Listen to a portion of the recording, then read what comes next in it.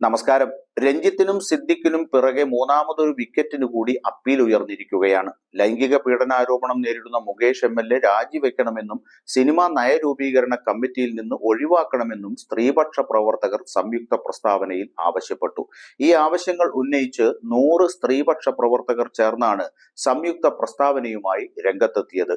Sara Joseph, K Ajitha, Eliyamma Vijayan, KR Meera, Mercy Alexander, doctor Rekha Raj, VP Suhra, doctor Sonia George, Viji Penkoottu, doctor CS Chandrika, doctor KG Thara, Vinitha Thampi, doctor AK Jayashree, KA Beena തുടങ്ങിയവർ ഉൾപ്പെടെയുള്ള 100 പേരാണ് സംയുക്ത പ്രസ്താവനയിലൂടെ സർക്കാരിനോട് ഇക്കാര്യം ആവശ്യപ്പെട്ടത്.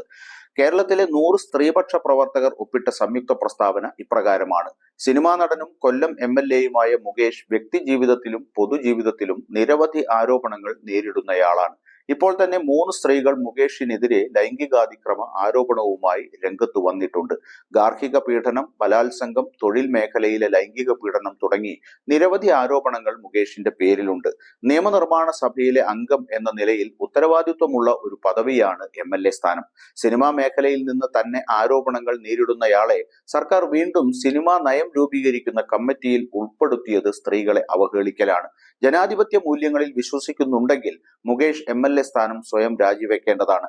അദ്ദേഹം അതിന് തയ്യാറാകാത്ത സാഹചര്യത്തിൽ MLA സ്ഥാനം രാജിവെക്കാൻ ആവശ്യപ്പെടുകയോ ആ സ്ഥാനത്ത് നിന്ന് മാറ്റുകയോ ചെയ്യാൻ സർക്കാർ തയ്യാറാകണം. സിനിമാ നയരൂപീകരണ കമ്മിറ്റിയിൽ നിന്നും സിനിമാ കോൺക്ലേവിന്റെ ചുമതലകളിൽ നിന്നും അദ്ദേഹത്തെ ഒഴിവാക്കുകയും ചെയ്യണം.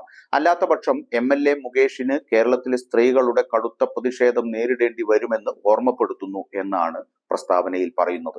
മുകേഷിന്റെ രാജിക്കായുള്ള മുറവിളി ശക്തമാകുമ്പോഴും MLA സ്ഥാനം രാജിവെക്കേണ്ടെന്ന നിലപാടിൽ തന്നെയാണ് CPM.